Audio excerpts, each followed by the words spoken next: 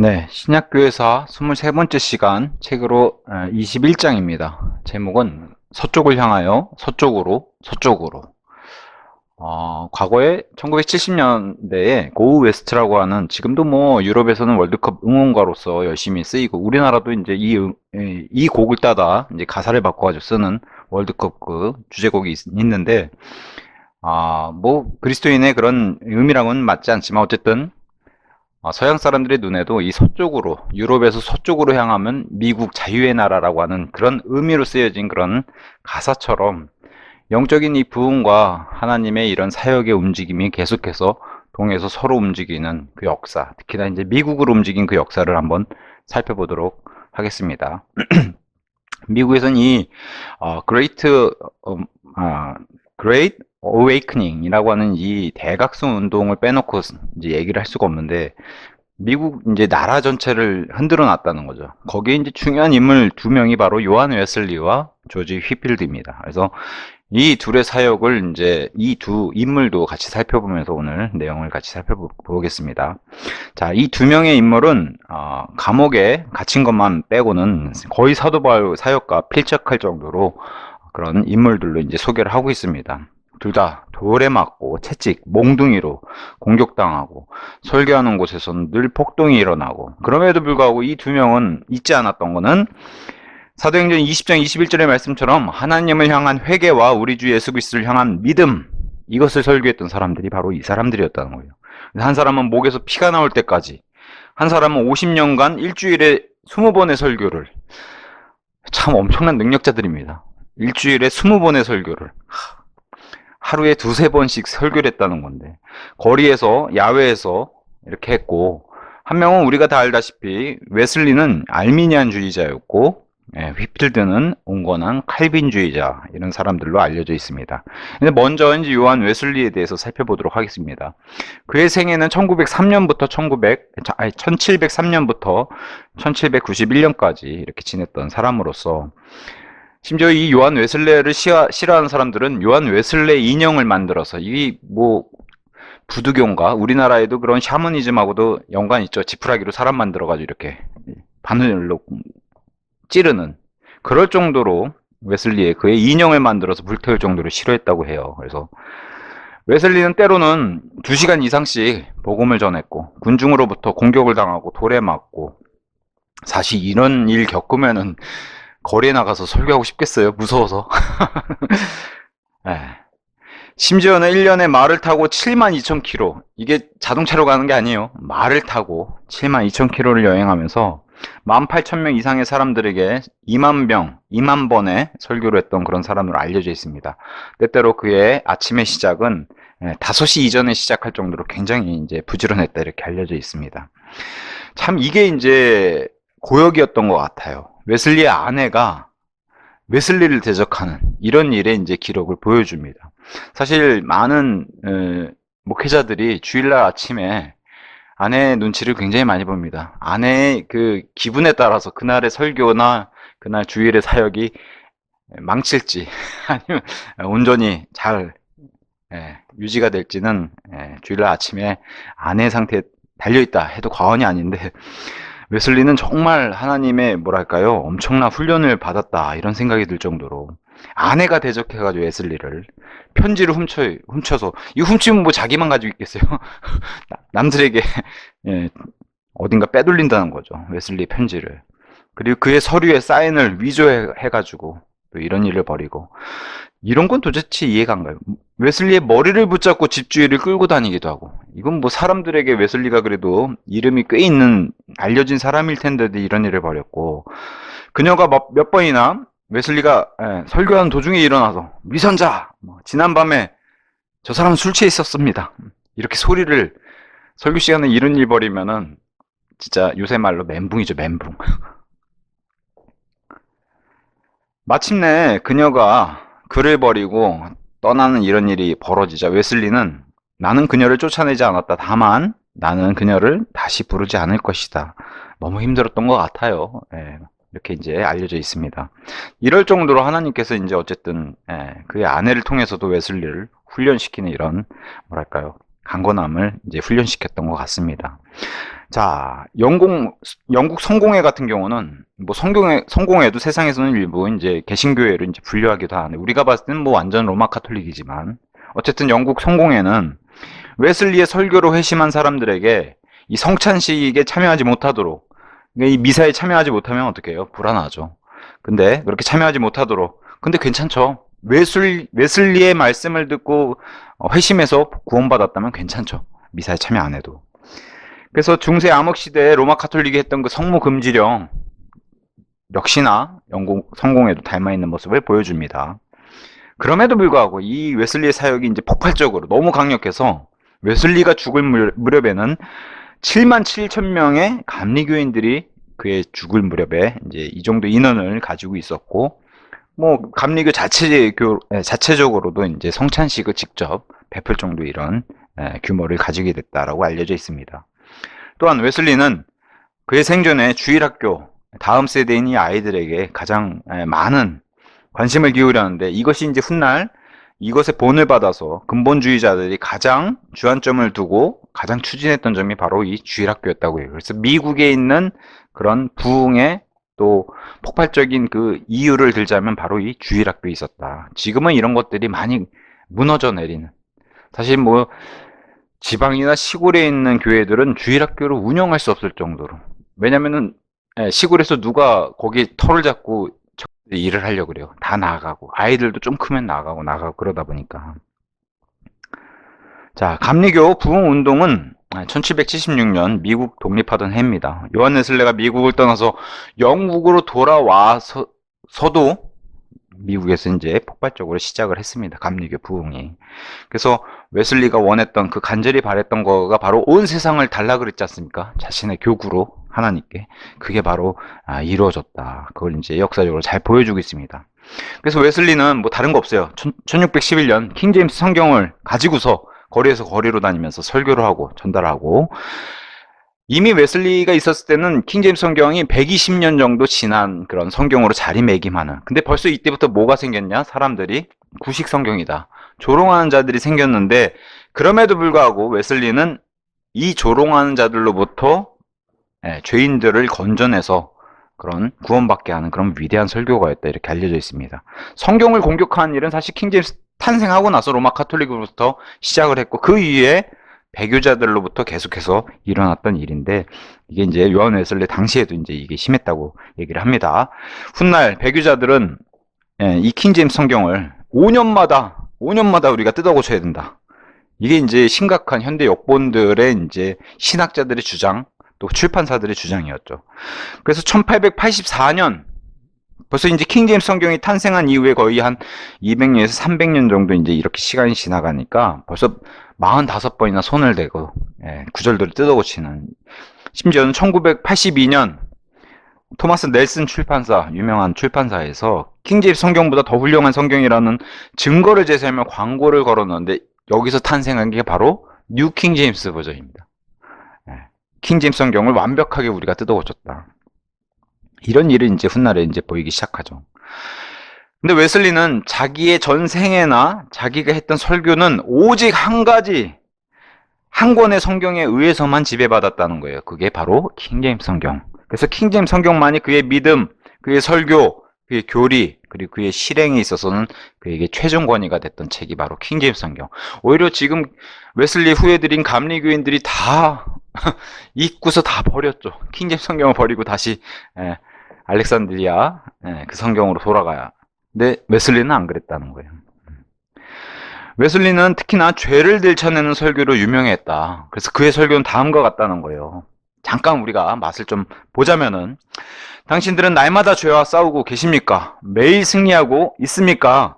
나는 당신을 하나님의 자녀로 인정합니다만 당신은 싸우기만 하고 승리는 못하십니까? 그렇다면 당신은 아직 그리스도를 믿는 것이 아닙니다. 그러나 계속하십시오. 그리하면 주님을 알게 되실 것입니다. 느슨하고 풀어진 그런 삶을 사시면서 전혀 투쟁하고 있지 못합니까? 당신은 잠꾸러기입니다. 시면이 당신을 삼키기 전에 당신은 당신의 하나님을 부르십시오. 뭐 요한 웨슬리는 위대한 설교가로 알려져 있는데, 이런 설교를 하면 사람들이 막 영적으로 찔리고 엄청나게 책망받아서 회개하고 회심하는 그런 일들을 역사를 보였다고 합니다.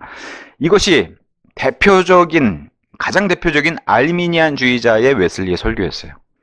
뭐 책 잡을 게 있나요? 설교 자체로는 없죠. 자, 웨슬리의 마지막 유언이 이랬다고 해요.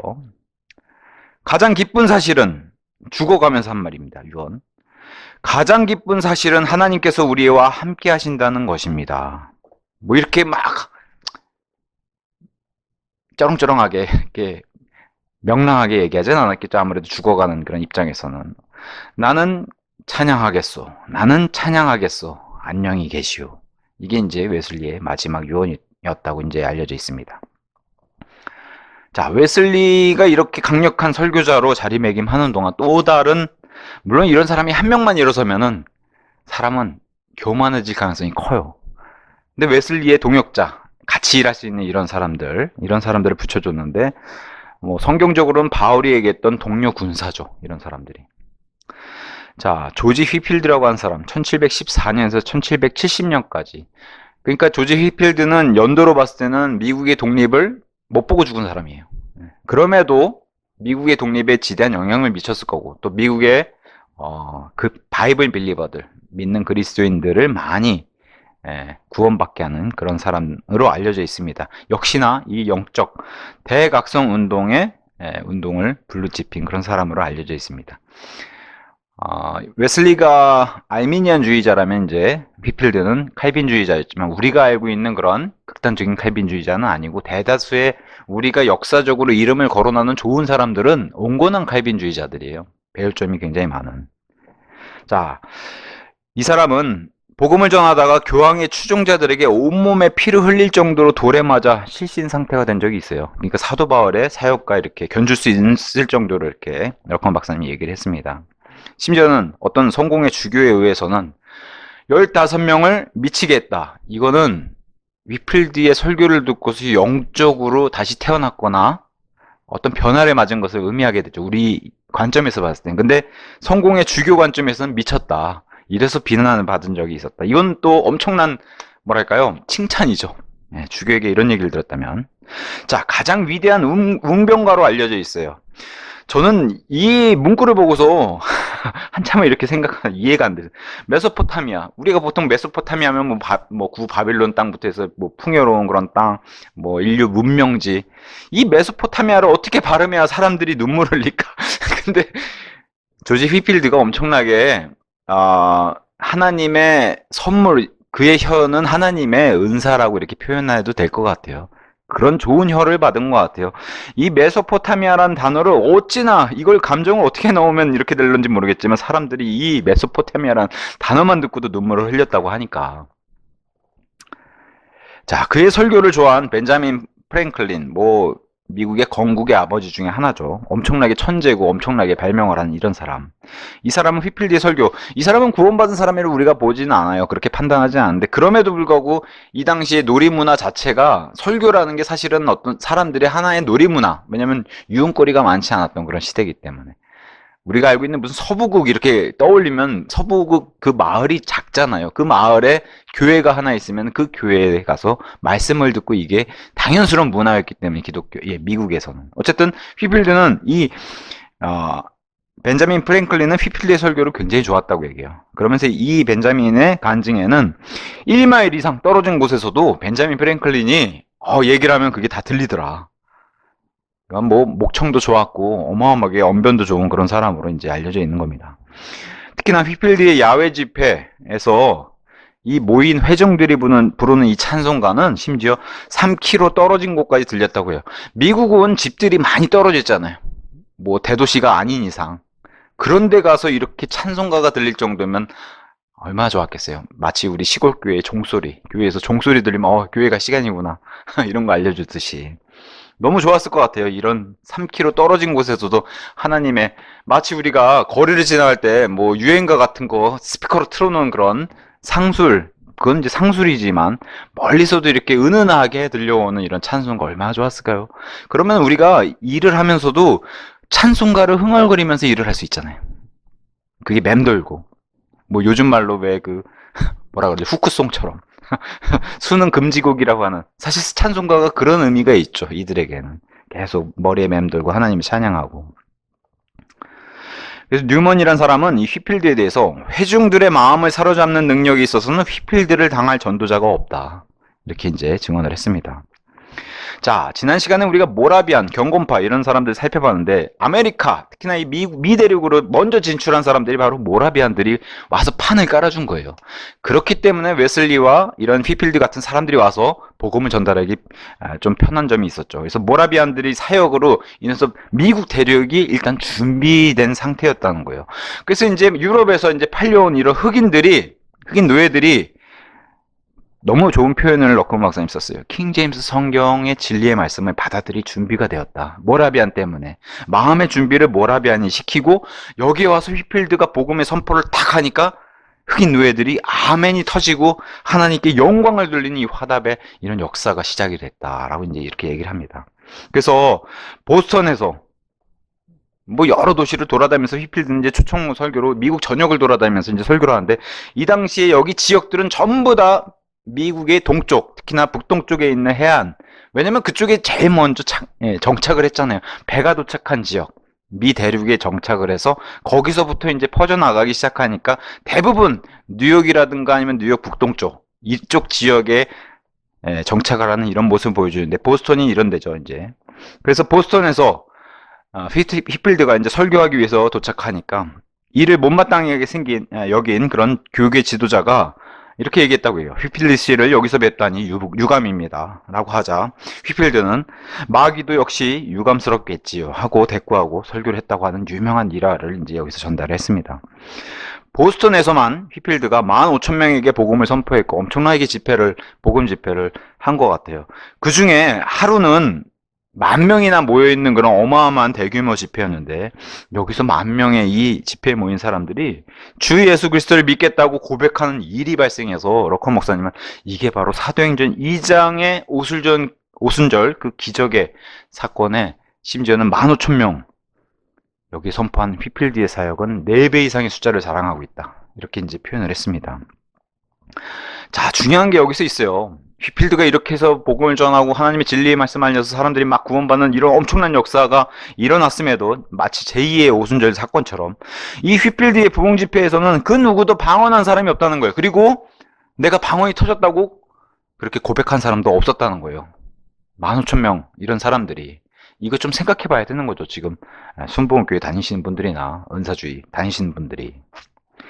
자, 그 다음에 이제 뉴욕 남서쪽에 그 필라델피아, 여기서 이제 설교를 하자, 심지어는 이 필라델피아 이쪽 지역에서는 댄스장, 극장, 공연장, 이런 게 복음적이지 못하고 성경적이지 못하고 이런 게 좋지 못한 거구나 해서 막 이런 게 폐쇄되고 문을 닫는 이런 일까지. 그러니까 영적으로 부흥하면 이런 열매들을 보여준다는 걸 역사 속에서 이렇게 보여줍니다.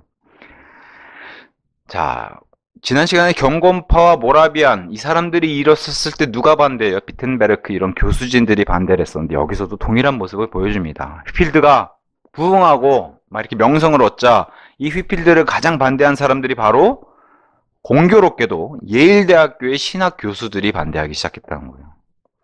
똑같은 모습을 보입니다. 자기네 학생, 예일대 학생들에게 휘필드 설교 듣지 말아라. 그래서 역사의 악순환, 지난 시간에도 살펴봤지만 하나님의 사람이 일어나서 복음을 전달하면은 그 다음에 바로 성경적인 바른 교육이 일어나는 운동이 벌어지는데, 바로 이렇게 문화가 침입하죠.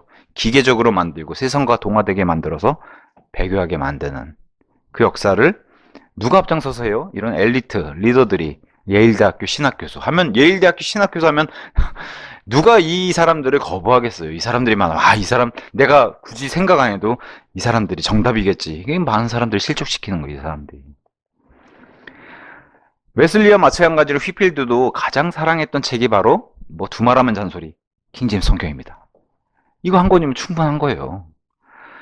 심지어 참고로 미국 건국의 아버지, 우리 파운딩 파더스라고 얘기하는 건국의 아버지, 유명한 조지 워싱턴 초대 대통령, 그다음에 토마스 제퍼슨, 벤자민 프랭클린, 존 아담스, 이런 건국의 아버지들이 모여서 독립기념일, 그다음에 이제 독립선언문, 그리고 헌법을 만드는 사람, 여기다 이제 서명을 하는 사람들인데, 이 사람들이 믿든 안 믿든 간에 어쨌든 순종을 하든 안 하든 이 사람들은 뭘 보고 자랐냐? 킹제임스 성경만이 하나님의 말씀이라고 믿고 자랐던 사람들이에요. 건국의 아버지. 그들이 정말 구원을 받았든 안 받았든 이건 둘째 문제고, 이들은 자라날 때부터 킹제임스 성경이 하나님의 말씀이다. 이걸 그냥 지식으로 그렇게 습득한 그런 사람들이에요. 심지어 이 미국의 건국의 아버지의 이 멤버들 가운데는 로마 카톨릭 교도는 한 명밖에 없었다는 거예요. 나머지는 다 이런 기독교 정신으로, 뭐 어떤 사람들은 뭐 음모론적으로 이 사람들이 무슨 뭐 어떤 조직이었을 거다 그렇게 얘기하지만, 그거는 둘째로 놓고 일단 이 사람들의 배경에는 이런 청교도 문화, 그 다음에 미국으로 건너가 있는 그런 미국의 그리스도인 가정에서 태어나서 이런 교육을 받고 성경에 손을 얹고, 그래서 이 역사는 지금까지도 성경에 손을 얹고, 우리가 긍정적인 면만 보자면 미국은 정말 기독교 국가라고 인정할 수밖에 없잖아요. 그래서 지금 뭐 트럼프 대통령 국무회의 때도 기도를 하고 시작할 정도로 세상에 전무후무한 이런 나라는 없죠. 그런 나라로 이제 시작한 사람. 휘필드가 사랑한 성경, 이 사람들도 동일하게 다른 성경 아니에요. 이 사람들도 다 킹제임스 성경이라고 얘기했던 그 성경입니다. 조지 휘필드는 병들어 죽을 때까지, 그래서 병들어서 누워있는 그 시점에도 자신에게 문병 온 사람들을 위해서 설교를 했다고 얘기해요. 정말 모르겠습니다. 저 같은 설교가 가장 어렵고 우리 신학생들에게도 설교가 가장 어려울 텐데도 이분은 어쨌든 설교를 위해서 태어난 사람 아닐까, 그렇게 얘기할 정도로. 그래서 심지어는 그 자신에게 병문안 온 사람에게 설교를 마치고 방으로 돌아가서 마지막 숨을 거둔 그 일화가 유명한데, 그때 했던 마지막 조지 휘필드의 마지막 설교의 이 말이 굉장히 유명한 말이 이렇게 이제 기록이 돼 있습니다. 이걸 읽으면서 참 너무 뭐랄까 마음이 좀 아프더라고요. 주 예수님, 저는 주님의 일을 하다가 몸이 지쳐 있습니다. 저는 결코 주님의 일에 실증난 것이 아닙니다. 제가 아직 저의 달려갈 길을 끝맺지 못했다면 제가 가서 다시 한번 주님을 위해서 말을 하고 진리를 인치고 그리고 돌아와 죽게 하소서. 이러한 사람의 정말 그 영적인 깊은 곳에서부터 하나님과 교제하면서 이렇게 하나님 말씀을 알리는 것을 사랑했던 사람에게 얼마나 하나님이 많은 능력과 그를 통해서 많은 역사를 보여주셨는가. 이 조지 휘필드의 마지막 이 유언이 참 멋있다. 하나님의 사람들 참 멋있다, 이런 생각이 들었습니다. 자, 미국의 대각성은 그 운동이 폭발적으로 일어날 때 한 30년 정도 유지가 되는데, 이 운동의 전조 현상이 일어나기 시작합니다. 당시 미국에서는 오순절파, 몬타니스트, 성공회, 제7일 안식교, 그 다음에 프란시스 수도회, 이런 로마 카톨릭까지 섞여 있는 굉장히 뭐 어수선한 상태. 그래서 과거에 칼빈이 다스렸던 제네바에도 이러한, 거기도 로마 카톨릭도 섞여 있고 뭐 청교도들도 있고 이제 이런 모습이 있었는데, 미국의 초기 모습이 이랬다는 거예요. 어수선한 상태.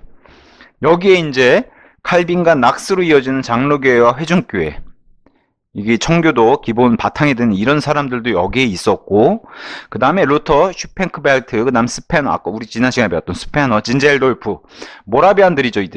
이들이 건너와서 이들로 이어지는 퀘이커, 메노파, 모라비안, 심지어 지금까지 존재하고 있는 아미파, 그리고 둔커파, 이런 사람들로 역시 혼란스러운 많은 이름들로 불리는 이런 많은 교파들이 있었다라고 미국 초대 그 건국 당시 이런 모습들을 보인다고 얘기를 합니다. 이보다도 더, 이 대각성 운동보다도 더, 이건 이제 1700년대니까요. 더 1600년대 메이플라워, 그 그룹을 따져봤을 때는 그 당시에 메이플라워를 타고서 온 사람들을 바로 온 사람들 가운데 브리스터, 브래드포트, 또 존 로빈슨 같은 사람 우리가 주목해 볼 텐데, 이 사람들을 그 당시 어떤 사람으로 불렀냐? 청교도 가운데서도 분리주의자, 우리 침례교도들이 특히 좋아하는 말이잖아요. 분리주의자. 그리고 비순응주의자. 어디에요? 로마 카톨릭에. 그죠? 아니면은 말씀에서 벗어난 것에 순응하지 않는 비순응주의자. 이거 다 옆에서 붙여준 이름들이잖아요. 이런 사람들로 불려진 사람들이 있었다는 거예요. 메이플라워 그룹 속에서. 그래서 이 이름들은, 이렇게 분리주의자, 이런 이름들은 어디서부터 왔냐? 영국의 침례교 성도들에게서 온 거라는 거예요. 그래서 이 사람들은 신분적으로는 세상에서도 청교도로 분리를 하는데 신앙적으로는 청교도랑은 완전히 맞지 않는 그런 분류들을 이제 보인다는 거예요. 왜냐하면 청교도 입장에서는 이런 걸로 불리면 안 되는데 영국의 침례교도들에게 영향을 받아서 이런 분리주의자로 불렸다는 거예요. 그 중에 바로 이제 여기 존 로빈슨이라고 하는 목사, 이 목사가 임종시에 이런 또 발언을 했다는 이 유명한 발언에서 이제 알 수가 있다는 거예요. 자신도 청교도지만 굉장히 비판적인 상황, 비판적인 이런 임종시의 발언. 나는 개혁교회들의 상황에 비탄을 금할 수 없다. 루터파들은 루터가 깨달은 것 이상으로 나아가지 못하고 있다. 칼빈주의자 역시 칼빈이 남겨놓은 그것을 붙들기에 급급하고 있다. 물론 루터와 칼빈은 그들 시대에서는 반짝이는 귀중한 별들이었으나 하지만 지금은 발전해서 나아가고 있지 않고 그 과거의 것만 매여서 이렇게 그런 모습을 지금 보세요. 개혁주의 비판하고 루터파 비판하고 칼빈주의를 비판했어요. 청교도 입장에서. 그러면 이제 청교도 입장에서는 무슨 일이 벌어질까요? 짐 로빈스를 2단으로 만들어야 되는 거죠. 그런 모습이 보입니다. 여기서 그 유명한 이 단어들이 튀어나와요. 왜 짐 로빈스가 이렇게 얘기했냐? 킹제임스 성경이라고 하는 이 종교 개혁자들과 달리 킹제임스 성경이라는 걸 통해서 하나님이 엄청나게 빛을 조명해 줬는데 이 후예들이 이거를 못 따라간다는 거예요. 그래서 여기서 탄생한 단어들이 바로 이중영감설. 그렇게 따지면 반대로 한번 생각해 보세요. 이 짐 로빈스가 얼마나 킹제임스 성경을 사랑했나. 원본들보다도. 다른 번역본들보다도. 그래서 이중영감설, 점진적, 혹은 향상된 계시라는 단어가 여기서 나와요. 이 엄청난 발언 때문에. 그래서 원본 대신 번역본들을 통해 더 많은 계시를 얻게 될 것이 루터도 몰랐고 칼빈도 몰랐지만 지금 우리가 더 많이 할 수 있지 않냐 라고 발언한 것 때문에 지금 2단시 됐다는 거예요. 심지어 여기서 누가 가장 나서서 2단으로 만들었냐? 그 유명한 밥존스 대학교 교수진들. 이런 사람들이 나와서 신학자들 아니면 신학 교수들이 먼저 나와서 이런 사람들을 2단으로 정죄하면은 누가 가까이 가고 싶겠어요, 이런 사람들을. 근데 러컨 박사님이 이렇게 얘기합니다. AD 300년, 그 로마 카톨릭이 탄생할 때부터 21세기까지 그리스도인이 하나님의 말씀으로부터 배운 모든 진리들은 우리가 원본 보고 아니면 필사본 보고 배운 게 아니라 번역본을 통해서 계시됐다는 거예요. 그래서 킹제임스 성경이 모든 현대 역본들을 다 물리치고 심지어 모든 원어 필사본들을 다 합친 것보다 더 많은 혼들을 구원하였다는 사실은 역사적인 사실이고 진실이기 때문에 이건 뭐 명백하지 않냐. 킹제임스 성경이 그 정도로 우수한 성경책이란 것은 입이 아프죠. 얘기하면. 그 얘기를 사실 짐 로빈스도 한 건데 그 당시에 2단이 됐다는 겁니다. 심지어는 이 메이플라워 그룹의 탄생 배경이 이렇다는 거예요. 1629년, 1640년 그 당시 성공회, 스코틀랜드에서는 장로교 이런 핍박, 박해들이 많으니까 심지어 성공에서는 자기들의 기도집, 이게 로마 카톨릭은 똑같은 모습 보이는 거예요. 자기들의 기도집을 사용하라고. 예배 시간이든 뭐 하든 이렇게 강요를 하니까 여기에 항거해가지고 이제 못 살겠다고 영국을 떠난 사람들이 탄 게 바로 메이플라워 그룹이잖아요. 이 배들을 타고 미국으로 건너와서 이때부터 시작해서 어떤 역사가 시작하냐, 이들이 와가지고 회중의 중심의 교회를 세우고 여기서 특히 발전해 나가는 게 이제 침례교회들이 많이 생겨나가기 시작했다는 거죠.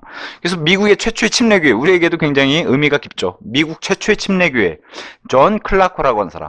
세상이나 로마 카톨릭에서는 다른 이름을 드는데 러커 목사님은 존 클라커라는 사람이 명백하다. 이 사람이 세운 게 1639년 뉴포트, 이제 보스턴 남쪽, 뉴욕의 이제 북동쪽에 있는 로드 아일랜드주, 거기 항구도시. 왜 항구도시겠어요? 다 거기 정착해서 해안에서만 사시기 때문에 여기서 이제 세력이 커져 나가는 겁니다. 다 해안이었어요. 처음에는 다.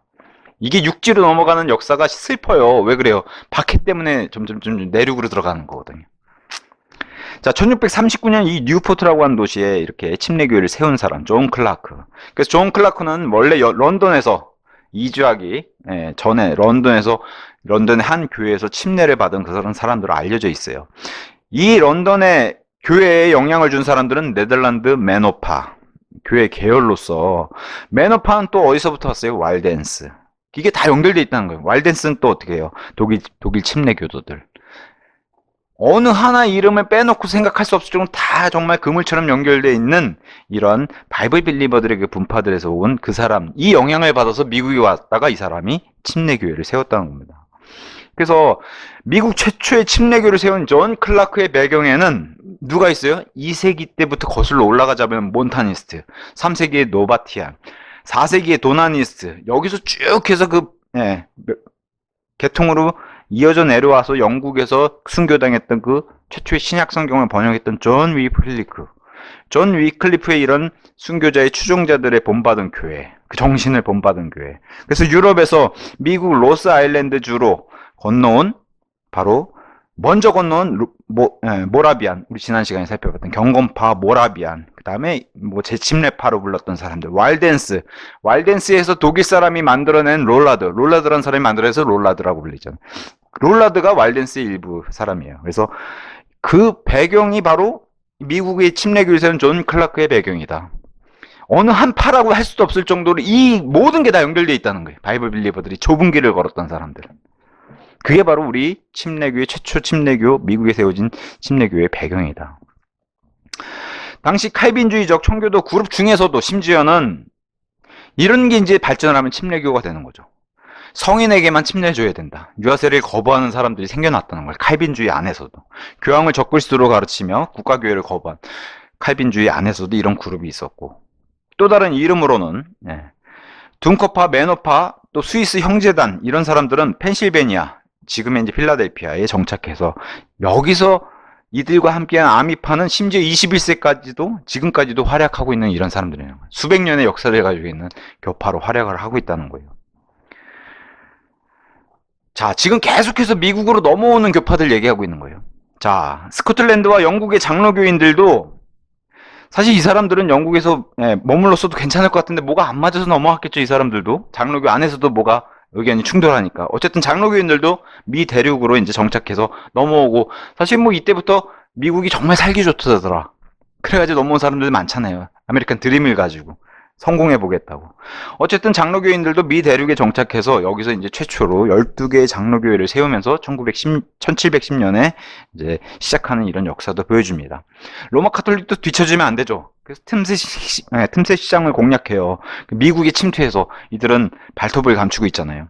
그들의 세력이 뿌리 내릴 때까지. 여기 와보니까 여기는 세력이 자기네가 힘을 못 뻗어나가니까 세력이, 그리고 종교개혁 이후에는 많은 힘들을 지금 계속 잃어가고 있기 때문에, 그래서 세력이 커질 때까지는 우리가 관용 이런 거 강조했다는 거. 종교의 자유, 예배의 자유.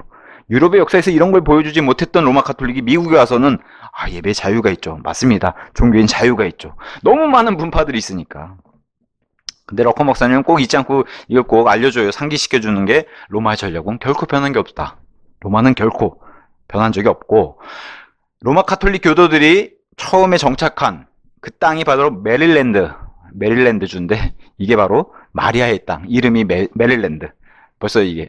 근데 참 묘해요. 워싱턴 수도를 끼고 있는 주예요. 대단한 선견지명 있죠. 로마가 장악해야 되는 그런 조짐이 보이는. 근데 영향을 미치지 못했어요. 자, 어쨌든 미국으로 정말로 종교의 자유를 찾아서, 자유, 말 그대로 자유, 종교의 자유와 심지어는 세상의 육신적인 자유를 찾아서도 온 나라가 바로 미국인데, 공교롭게도 여기 와서 가장 박해를 받았던 분파도 바로 침례교인들이었다는 거예요. 유럽에서도 이렇게 끊임없이 박해를 받아서 서쪽으로 이동하다가 미국까지 왔는데, 여기 와서도 해안 도시에서도 박해를 받아서 안쪽으로 점점점 먼저 들어간 사람이 바로 침례교도라는 거예요. 침례교도가 생각보다 세력이 많이 커지고, 특히나 미국의 기독교 역사를 통해서 하나님께서 정말 머리에 손을 얹고 복을 주신 교파라고 우리가 생각하면 침례교도들입니다. 퍼져나갈 수 있게. 상대적으로 장로교는 그렇지 못했죠. 스코틀랜드에서 그렇게 부흥을 했고 했는데 퍼져나가지 못했죠. 미국에서는. 어쨌든 유럽에서 건너온 회중교회, 장로교회, 이들이 힘을 가졌던 건 너무 명백하고, 그 뿌리에 이제 배경에는 또 청교도들, 개혁교회들, 여기가 세력이 처음에는 컸었겠죠. 그래서 초기 침례교인들, 이들하고 계속해서 유럽에서도 부딪혔던 게 뭐예요? 유아세례. 이거 거부 때문에. 심지어는 이들이 미국까지 건너와서 미국에서도 뭘 했다는 거예요? 침례교도들한테. 이 유아세례 거부하니까 이 종교적인 이유로 체포하고 감옥에 가두고 벌금형을 처하고, 그러니까 이런 것들은 다 정치인하고 결탁해서 또 하는 거잖아요. 처벌을 받고 늘 저주를 받고 이들로부터 재판에서, 심지어 해안 도시에 자리를 잡았더니 어떻게 해요? 추방령을 추방령을 받아서 또 내륙으로 쫓겨가는. 그래서 또 이게 좋아서 동해에서 서로 가는 게 아니에요. 말 타고 야 저기 깃발 맞고 지금 우리 땅이라는 이렇게 해서 막 신나서 간 게 아니라는 거죠 이게. 여기 너무 마음 아픈 말을 이제 여코 목사님이 써놨어요. 형제들로부터 핍박을 받았다. 다 구원받은 형제들인데 형제들로부터 핍박을 받았다. 심지어는 당시에 하버드 총장 헨리 던스턴 이런 사람이 4명의 어린아이의 유아 세례를 거부했다는 이유로 총장직에서 사임하는 이런 일까지도 있었다고 해요. 그러니까 이 유아 세례를 얼마나 개혁교회나 칼빈주의 청교도들이 얼마나 이거를 중요하게 생각했는지 우리가 살펴볼 수 있습니다. 그래서 아까 초창기 침례교회를 세웠던 존 클라크, 다른 침례교회인들 역시 이런 박해들을 다 견디면서 믿음 생활했다는 거예요. 벌금, 채찍, 유아 세례 거부로 감옥 가고. 이게 세상이 유럽에서 건너와서 미국까지 와가지고 이제 자유도 했는데 어떻게 여기 와서 똑같이 이 일을 겪고 있으니까요. 퀘이커 그룹 역시 바이블 빌리버로 유명하죠. 이런 그룹 역시도 유아 세례 거부로 인해서 가장 이들을 싫어하는 게 바로 극단적 칼빈주의자들. 유아 세례하면 끔찍하게 생각하는 사람들은 이들의 분노를 샀다는 거예요. 퀘이커는 조지 폭스라고 한 사람이 이제 창시한 그런 분파로 알려져 있는데, 이들은 이 청교도들이 처음에 미국 정착지에서 선포한 안식령, 영어로는 블루러스 이렇게 돼 있는데 벌써 이게 율법주의를 가지고 나오는 거예요. 청교도들이 이거 지키면 돼, 안 돼.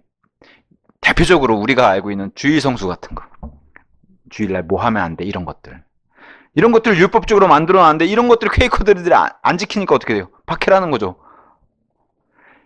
우리나라 한자로 안식령 이렇게 하는 거 보면 벌써 안식이라고 관련이 있잖아요. 유대인들의 안식일을 뜻하는 그런 단어로. 그래서 안식일 안 지키면 유대인들이 난리가 나는 것처럼 이들이 와서 미국 땅 와서 똑같은 이런 일들을 기독교 이름하에 이런 걸 벌였다는 거예요. 이런데 박해받았던 게 바로 그 중에 하나가 퀘이커. 근데 퀘이커랑 부딪힐 수밖에 없는 이유는 퀘이커는 또 이렇게 해놨어요.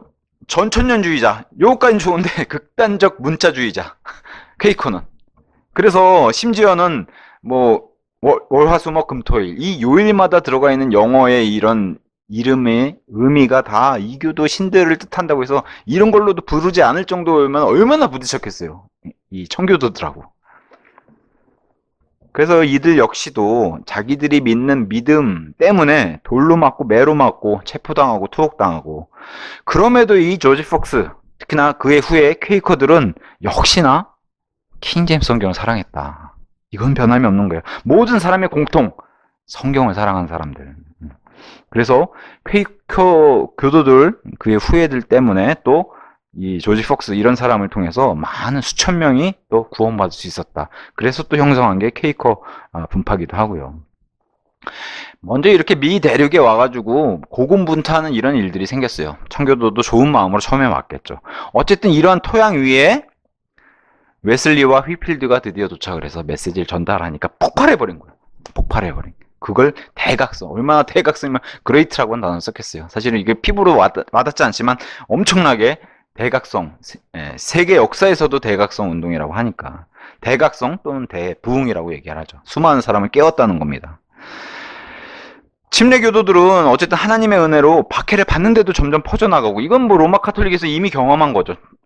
없어지거나 사그러지지 않아요. 밟으면 밟을수록 퍼져나가고 내륙으로 점점 퍼져나가고, 이러면서 반갑게 우리가 반가워하는 독립침례교회들도 계속해서 생겨나가고 퍼져나가고 있는 그런 게 이제 시작을 하게 됩니다. 그래서 웨슬리와 휘필드가 미국에 왔던 1938년 39년에는 미국에서는 그 어떤 기독교 그룹도, 유럽에서는 그게 가능했죠. 세력이 큰 루터교, 로마 카톨릭, 아니면 뭐 스코틀랜드 장로교, 영국의 성공, 이런 완전한 장악할 수 있는 그런 게 있었지만 미국에서는 그게 안 됐던 거예요. 와보니까 웨슬리와 휘필드가 로마 카톨릭이 메릴랜드를 점령하고서 로마 카톨릭이 다시 그 역사를 써내려가려고 국가교회를 세우려고 했는데, 로마 카톨릭보다 메릴랜드를 먼저 영국 성공회가 장악해버린 그런 역사, 왕실 식민지를 삼고 뺏어버리는 이런 역사도 생겨났고, 반대로 또 성공회도 우리가 장악했으니까 우리가 이제 국가교회를 해보자 시도를 했는데 어떻게 돼요? 영국하고는 또 상황이 다른 거예요. 미국은 영국에선 먹혔는데 미국에서는 안 먹히는 거예요. 왜 그래요? 이미 이 지역에 위그너들, 장로교인들, 침례교인들, 퀘이커 교도들 아주 골칫거리들이 잔뜩 있으니까 말을 듣지 않는 거예요. 그리고 다 뭐 때문에 왔어요? 믿음의 자유 때문에 하는데 이들에게 강요한다고 그게 듣질 않죠. 그러니까 여기는 미국은 상황이 많이 다른 것을 계속 보여줍니다. 웨슬리와 휘필드가 여기 와가지고 대각성 운동이 벌이기 전에 이들과 만난 동료 사역자들 있죠. 유명한 사역자들, 길버트 테넌트. 그 다음에 또 가장 위대한 설교가, 그러니까 조지 휘필드하고 쌍벽을 이루는 사람이 바로 조나단 에드워즈. 이 사람이 이제 같이 힘을 합쳐서 폭발을 하게 되는 그게 바로 대각성 운동. 그래서 이들과 합치기 전에 웨슬리와 휘필드가 미국 해안, 동부 해안 지방에 이제 복음을 선포하기 시작했을 때 미국은 어떤 한 종파가 다른 종파들에 의해서 절대적인 통제권을 행사하지 못하는 최초의 나라가 돼버린 거예요. 유럽에선 가능했는데 어떻게 보면 유럽에서 봤을 때는 바다 건너 섬나라인 이런 나라, 이런 엄청난 대륙에 와서 이걸 다시 해보려고 하니까 안 되는 거예요. 유럽과는 다른 분위기. 그래서 모두의 유익을 위해 뭉칠 수 없었고, 이들도 와서는 다 뭐 하고 싶겠어요? 거대한 독립 침례교, 우리로 따지면 거대한 독립 침례교를 하고 싶을 텐데 하나님이 허락하지 않으시는 거죠. 우리가 한 양떼가 돼보자 이렇게 하고 싶었는데 안 되는 거예요. 로마 카톨릭부터 시작해서 성공회도 실패, 청교도도 실패, 심지어 침례교도 실패. 안 되는 거예요, 미국에서는. 그래서 미국이 국가교회가 되지 않았던 이유는 이렇게 잡았어요, 러커 목사님이. 서로 다투고 분열을 일삼고 분파로 쪼개져 종교 불일치를 이루고 있었던 것이 그 이유가 됐다는 거예요. 참으로 역설적이다. 싸우느라고 이게 하나가 안 됐다는 거예요. 그래서 오히려 우리는 이 일치하지 않았던 것이 바로 하나님의 섭리임을 깊이 감사해야 된다. 미국에서 그게 오히려 더 좋은 유익이 됐고 열매를 맺었기 때문에. 자, 드디어 휘필드, 웨슬리 이런 사람들이 오고 해안가부서부터 복음이 선포되기 시작하니까 이제 미국 대각성 폭발이 일어났습니다. 운동의 폭발이. 1720년부터 1750년까지 기간이 좀 짧은 편이에요. 30년 동안 진행이 되는데 사실은 30년 동안 진행된 이후에 엄청나게 많은 사람들이 또 영향을 받았죠. 거기서 또 탄생한 교육받은 사람들에 의해서. 그래서 아까 유명했던 길버트 테넌트, 장로교 출신의 사람인데 이 사람이 이제 불을 붙인 또 시작한 그런 사람으로 알려져 있습니다. 이 사람은 휘필드 설교, 그 다음에 먼저 미국에 진출해 있던 모라비안 교도들에 의해서 영향을 받은 사람으로 알려져 있어요. 역시나 분리주의자로 불렸고 비순응주의자로 불렸던 아버지의 영향이 컸어요. 이 길버트 테넌트의 아버지 윌리엄 테넌트. 그래서 이 윌리엄 테넌트는 요즘 우리식으로 따지면 홈스쿨링, 세상 교육에 맡기지 못하겠는 거예요. 아버지가 불안해서. 그래서 홈스쿨링을 해가지고 자신의 아들 3명을 통나무집에서 직접 가르쳤는데 대단한 것 같아요. 능력자예요. 심지어 과목들이 홈스쿨링을 했는데 히브리어, 헬라어, 복음 선포의 방법, 개인 사역, 그다음에 성경을 가르쳤다. 어마어마한 능력자 윌리엄을 통해서. 그리고 또 러컨 목사님 있잖아요. 이 윌리엄조차도 킹제임스 성경을 사랑했다. 이런 사람을 통해서 교육을 받던 이 아들을 또 하나님이 들어서 위대하게 썼던 그 사역자 중에 하나가 바로 길버트 테넌트라고 알려져 있습니다. 그래서 길버트는 지옥과 저주를 외치는 설교자였다는 거예요. 위선자들에게 찔림을 주고, 그래서 위선자들이 찔림을 받으면 회심하거나 아니면 찔려서 기분 나빠서 분노를 하거나 이런 걸 일으키는 그런 설교자였다고 얘기하는데, 심지어 교단 소속이 장로교였는데도 장로교 교단에서도 싫어했다는 거예요. 그래서 자기 교단으로부터도 박해를 받은 그런 사람으로 알려져 있습니다. 자, 그 다음에 이제 조지 휘필드랑 쌍벽을 이루는 조나단 에드워즈. 지금까지도 유명한 그런 설교자로 알려져 있죠. 자, 그의 가장 유명한 설교가 이거예요. 진노하시는 하나님의 손안에 놓인 죄인들. 심지어는 미국 역사책에 100년 동안 수록이 되어 있을 정도로 설교집 자체가 상상할 수 없는 그런 어마어마한 그런 일들을 벌였죠. 근데 이 설교 자체가 이제는 현대 와선 지금은 수록된 것도 빠지고 조롱의 설교가 됐다는 거예요. 왜 그러냐? 현대 미국인들이, 당시 미국인들이 이런 게 이제 이성을 지배하는 그런 것들이 들어와서 나쁜 쪽으로 계몽이 되니까 그래요. 이 당시 이렇게 엄청난 설교고 하나님의 이 진리의 말씀이 지금의 현대 미국인들이 뭐라고 생각하냐? 야, 얼마나 이성적이지 못하고 합리적이지 못해. 저런 설교를 듣고 사람들이 변했다는 거냐? 지금이 맞고 그때가 틀리다. 뭐 이런 영화 제목처럼. 그죠? 이렇게 얘기한다는 현대 미국인들이. 그래서 오히려 이 설교를 들어다가 이런 사례로 쓴다는 거예요. 기독교에 미치면 이런 거다. 부정적 사고방식의 기독교가 최악의 상태에서 어떤 모습을 갖고 있는가, 이런 설교를 봐라. 그리고 이런 영향을 받았다는 이런 사람들 봐라 하고 위험성을 지적하기 위해, 그러니까 종교에 너무 빠지면 안 된다 이런 거죠. 사람들이 기독교에 너무 많이 빠지면 안 돼 이런 거죠. 그래서 이런 것들을 미국의 교육자들이 이제 이런 것들을 제시하면서 학생들이 이렇게 가르쳐서 오히려 진리로 많이 멀어지게끔 이런 일들을 보였다는 겁니다. 우리가 알고 있는 마틴 로이드 존스 목사님은 이렇게 비유를 했어요. 우리가 청교도를 알프스 산맥에 비유하자면 루터와 칼빈은 히말라야다. 근데 조나단 에드워즈는 에베레스트다. 얼마나 조나단 에드워즈가 위대하다고 이렇게 얘기를 하는 겁니까? 조나단 에드워즈는 칼빈주의자였어요. 근데 이제 이런 칼빈주의자들은 우리가 다 본받았죠. 온건한 칼빈주의자로. 심지어 한 사람의 자유의지에도 관심이 많았어요. 그래서 열정적인 설교를 하고 칼빈주의적 자유의지 이런 것도 얘기했던 사람이에요.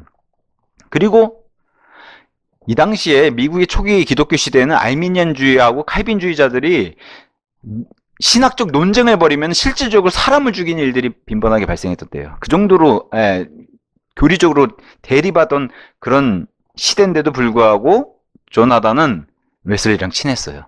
알미니안주의자 웨슬리.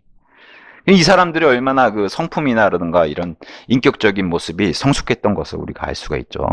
자, 당시에는 거리에서 열정적으로 설교한 사람들은 칼빈주의자들이 아니라 오히려 알미니안주의자들이 훨씬 더 열정적이었다는 거예요. 그래서 감리교회가 훨씬 더 부흥을 많이 했고, 왜냐, 감리교, 특히나 알미니안주의자들이 실천신학에 훨씬 더, 왜냐면 의지를 강조하는 그런 분파다 보니까 굉장히 나가서 열정적으로, 그래서 알미니안주의자들이 미국 대각성에 시위를 당겼다 이렇게 표현을 했어요. 그래서 당시 미국의 부흥은 절대적 예정론, 무능력하고 전적으로 타락해서 아무것도 못합니다. 우리는 그냥 다 해주세요. 무조건적으로 해주세요. 은혜를 주세요. 이런 극단적 칼빈주의자들은 절대 전도를 안 했다는 거예요. 그러니까 나가서 누가 전도를 먼저 시작을 해요? 알미니안주의자들이. 왜냐? 극단적 칼빈주의자들은 버림받도록 영원, 창세전부터 예정되어 있는 자들을 절대 전도하지 않았기 때문에. 그러니까 나가서 알미니안주의자들의 열성을 보이니까 감리교인들이 막 불어나게 되는 거죠. 그나마 에드워즈 같은 사람들은 온건한 칼빈주의자로 이런 극단적인 칼빈주의자라고는 또 구분이 되죠. 그래서 기록에는 에드워즈는 하나님의 주권, 이 교리에 회의적이었다는 거예요. 칼빈의 이 교리에 회의적이었어요. 그래서 사람의 의지에도 관심이 많았어요. 에드워즈는. 자, 그 다음에 나중에 후일에 이제 예일대 교수하고 프리스턴 대학교 총장까지 지낸 그런 역임도 한 그런 사람으로 알려져 있습니다.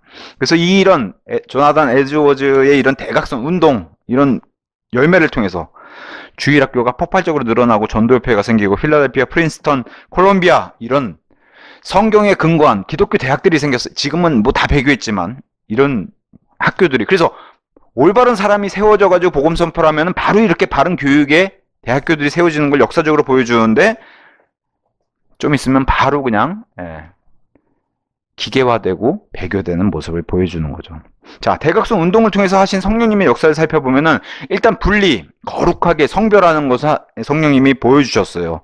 장로교가 둘로 나눴어요. 우리로 따지면 뭐 통합과 합동으로 나뉜 것처럼 미국에 와서 장로교회가 둘로 나눠졌다는 거예요. 구파와 신파로. 그래서 올드 사이드, 뉴 사이드.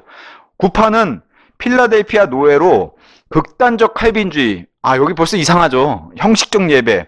죽어버린 정통주의, 정통을 지키자. 그리고 전통을 지키자.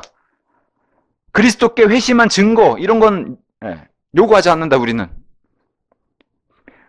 보여지는 변화는 중요하게 생각하지 않는 거죠, 구파는. 근데 심판은 어때요? 뉴사이드 쪽에 속한 사람은 우리가 청교도주의를 이어가고 있고 거룩한 분리를 계속 해야 된다. 그리고 이 영적 대각성의 이런 부흥, 우리도 같이 참여해야 된다. 이런 식으로 나뉘게 되는 거죠. 그러니까 어떤 사람 눈에는 야, 저렇게 부흥되는 건 하나님 뜻이 아니야. 독립심리교 안에도 있어요. 너무 부흥하면 싫다고 막 50명씩만 나누자고. 그러니까 이런 모습은 미국에서만 보이는 게 아니라 지금도 여전히 존재하고 있는 거예요. 이 안에서의 이게 정말 하나님의 일로 부흥해 가서 이런 일 좋아하는 사람이 있는 반면에 싫어하는 사람도 있다. 그 다음에 이제 회중교회 분리. 여기는 라이트로 구광, 신광 이렇게 이제 표현했는데 구광은 부흥과 복음 선포의 반대. 동일하죠. 그럼 나중에 회중교회가 장로교회랑 잘 맞는 거예요. 나중에 시간이 지나면. 올드 사이드하고 올드 라이트하고. 근데 뉴 라이트 쪽은 어떻게 돼요? 부흥과 복음 선포에 찬성하는, 대각성 운동에 참성하는. 그러니까 이 대각성 운동을 어떤 분파에서는 이게 너무 세속적이다 이렇게 보는 시각도 있었겠죠. 자, 침례교도들 어때요? 역시나 분리주의자와 형식주의자. 분리주의자는 당연히 대부흥 운동에 이건 성령님의 운동이고 여기는 우리 동참해서 동행해야 된다. 이렇게 주장했던 사람이 분리해가지고 떠난. 그래서 분리주의자로 이렇게 불렸고, 형식주의자. 우리는 거룩한 전통 있는 침례교회야. 전통에 머물러야 돼. 교리는 안 바꾸지만 전통에 머물러야 돼. 이게 우리 안에도 고스란히 있어요. 이런 모습이. 누군가는 진보적으로 하려고 그러고 누군가는 굉장히 옛것을 지키려고 그러고. 그 제가 한 사례로 주보 하나 바꾸는 것도 쉽지 않아요. 교회에 자리 잡기 시작하면.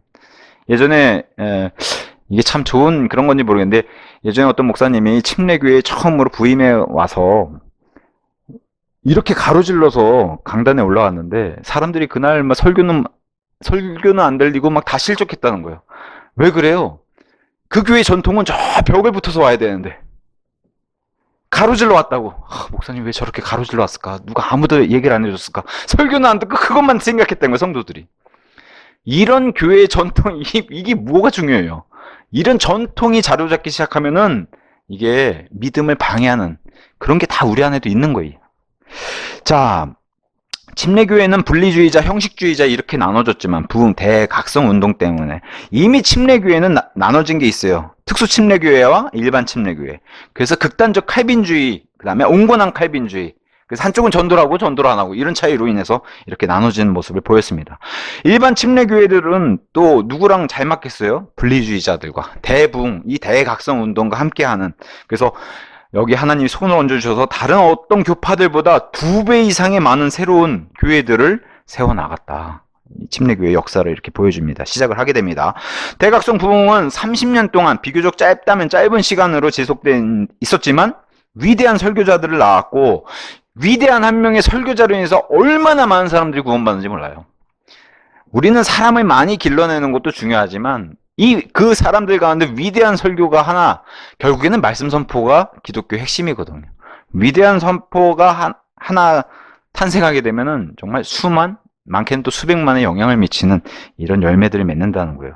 그래서 여기 이름만 한번 언급해 볼게요. 미국의 유명한 역사적인 그런 설교가들, 윌리엄 캐리, 헨리 던스터. 이 헨리 던스터가 아까 그 장로교에서 넘어와서 박해받았던 그 사람이에요. 그 다음에 이제 다니엘 테일러, 제이콥 넵 같은 이런 사람들이 위대한 설교가로 자리를 잡았습니다. 그래서 미국은 이 1700년에서 1800년 요 사이에 교회 역사상, 기독교 역사상 참된 교훈을 배웠죠. 그게 뭐예요?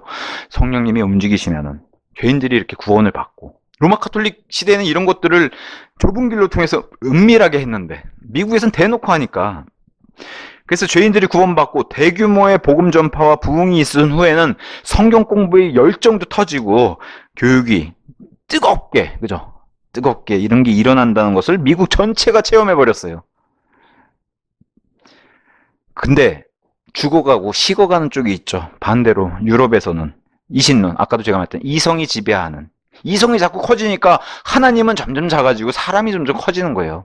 그러다 보니까 나중에 이제 하나님을 삭제하게 되는 거죠.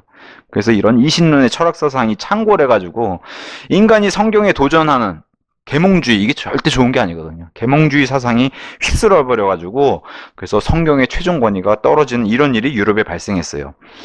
성령님께서 미국을, 이 하나님의 사람들을 들어가지고 휩쓰는 동안에 영국, 프랑스, 독일, 여기 이 철학들이 강탈하고, 이 당시 또 무슨 뭐 과학이, 특히나 진화론도 생겨나고, 그죠? 이럴 때 다 생겨난 겁니다. 근데 그런 것들이 보통 누구로부터 퍼져나가요? 엘리트라고 하는 사람들. 보통 사회에서 많이 배웠다고 하는 이 교육 계층을 통해서 퍼져나가니까, 많이 배우면 이런 걸 우리가 인식해야 되는구나. 창조가 아니라 그냥 생겨난 거구나. 원숭이에서 사람 된 거구나. 이런 게 퍼져나간다는 거죠. 심지어 독일에서 우리 할레 대학교, 얼마나 그 초기에 그 선교사역, 그리고 독일의 최초의 기독교 대학, 이런 출신들은 몇몇 사람들만, 그냥 목사들과 성경 교사들만 이 배교를 이겨내고 살아남고, 독일은 루터 이후에 국가적인 부흥, 미국은 이렇게 국가적인 부흥을 이루고 있는 반면 독일은 루터 이후에는 국가적 부흥이 한 번도 일어나지 않았고 지금까지도 잠잠하고 앞으로도 불가능한 그런 침묵을 지키고 있다고 얘기를 합니다. 웨슬리와 휘필리의 사역을 끝으로 이 킹제임스 성경을 탄생시켰던 영국조차도 어떻게 해요? 영적 암흑을 남겨둔 채 웨슬리와 휘필드가 떠났다는 거예요. 성경만 남고 성경의 그 껍데기, 브랜드만 남은 거죠. 그리고 영국에는 암흑기가 찾아왔다. 그래서 성경, 특히나 기독교 역사를 통해서 보여주는 것은 유럽 대륙에서는 이미 성령님의 역사가 교회 사역이 끝났다. 그리고 어디로 넘어왔다는 거예요. 미국 동부 해안 쪽에 지금 잔뜩 모여있는 그 출발을 오늘 보여준 겁니다. 물론 이후에 이 필라델피아 좋은 시대를 지나면 잠시 뒤는 또 뭐가 시작해요. 하버드, 예일, 프린스턴, 콜롬비아 이렇게 좋은 성경으로 출발한 대학들도 성경의 권위가 이제 떨어지고, 예.